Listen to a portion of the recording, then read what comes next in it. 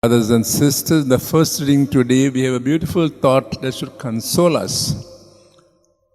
The first thing we heard, God listens to our prayers. But there's a condition there, if our prayers are according to His will.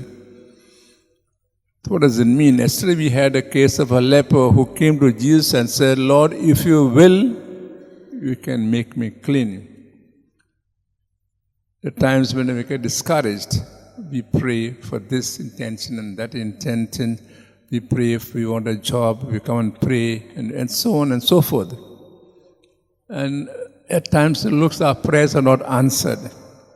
Jesus tells us, if it is my will, what does that mean? If your prayers are according, like they're good for yourself, for others, for your own growth, spiritual growth, it'll bring you closer to God and closer to others, then the prayers will be answered. If your prayers are so selfish at times, it says they won't be answered. In a way, it says all our prayers which we make to God for us, others, should be according to His will. Then our prayers will be answered. So when you pray, we just not get discouraged. God knows what is best for us. He'll provide us the appropriate time. In the Gospel passage, we hear about St. John. He's not jealous that somebody else has come and taken his place. He says, I came as a witness.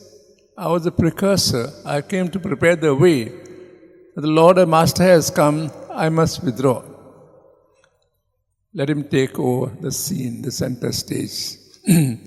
Our work here on earth is to be witness, to prepare people, to lead them not to ourselves, our glory, but to lead them to God.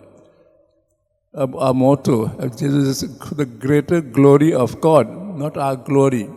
So whatever we do, good works we do, should not be for that we get a name and a praise society, but that whatever works we do should lead people to God. So we ask God for this grace today. Let's not be discouraged when our prayers are not answered. Let's ask God, Lord, help us that through our works we may direct people to You.